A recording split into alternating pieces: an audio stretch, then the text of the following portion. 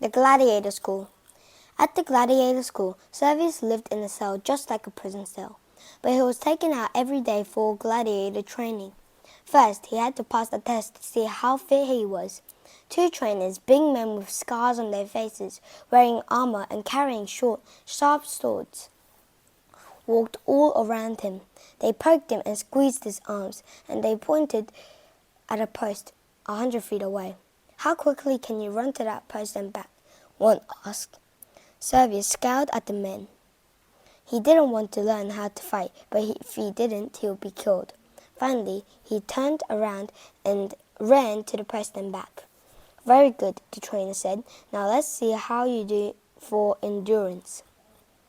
For the rest of the day, the two trainers forced Servius to run, jump, wrestle, and climb.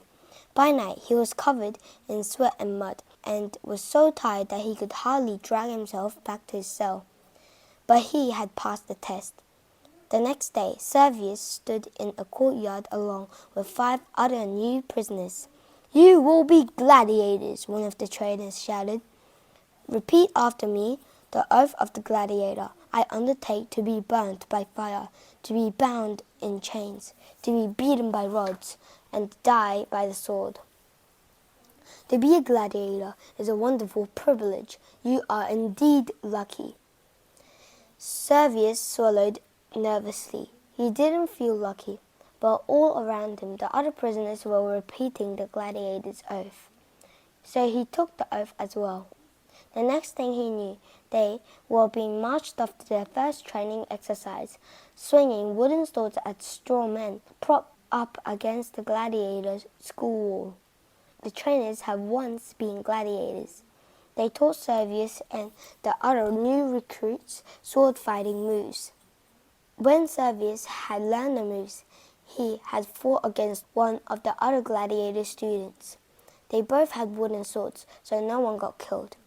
But Servius didn't parry quickly enough, and the other student's wooden sword crashed against his side. He was sore for days, but the trainers just laughed at him. "You better learn to be tough," one of them said. "We don't care if it hurts. Just keep fighting. You'll get hurt worse than that when you fight in the arena." In the arena, Servius's heart sank. He already knew that his first fight in the arena was only a week away. He was to be a secutor, a gladiator who chased the net fighters around the arena. He had already practiced fighting with his real weapons and armor, a short, strong sword, a large shield, and a metal leg guard that covered his left leg. On his head, he wore a round helmet with 2 tiny eye holes. He could barely see out of the helmet. How would he ever catch a net fighter? What if the net fighter caught him first? On the day of the fight, Servius was taken to the arena, a large bare space near the outer walls of Rome. Wooden seats had been built all around it. They were filled with men and women, even children. All of them were cheering and shouting. They were enjoying this. Servius's trainer put his helmet on and tightened his armor. "Go get him," he said, and pushed Servius in the arena. His metal helmet was hot and tight. Servius felt like he could barely breathe. He turned his head and caught sight of his opponent, a net fighter creeping towards him on the other side of the arena. The net fighter threw the net. Servius felt it strike against the shield.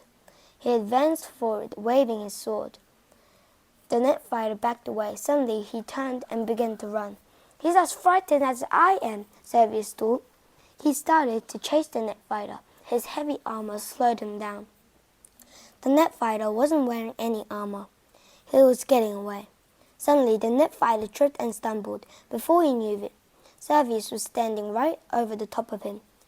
He could hardly believe it. He had won the match. He put his foot on the net fighter's chest and looked around him. The crowd was booing and making the thumbs down sign. Servius knew what that meant. They wanted him to kill his opponent. If the net fighter had been brave and bold, the crowd might have pity on him and turned their thumbs up. Then Servius could show mercy and let the other man live, but he was supposed to do whatever the crowd said. Servius looked down. The net fighter knew what the thumbs down meant. He had closed his eyes. He thought he was about to die. Servius stepped back and put his sword back in his sheath.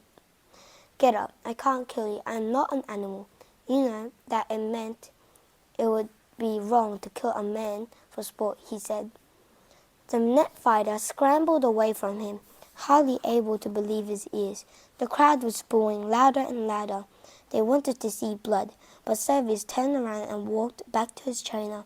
He knew he would be punished. Maybe he would even be killed. But he knew now he could not kill another man. The Romans were great powerful people, but they were also bloodthirsty. They liked to see men hurt. They enjoyed seeing blood. Some of the historians who lived in Rome thought that this bloodthirstiness was wrong and evil. They wrote about men like Servius who refused to kill their opponents in the arena.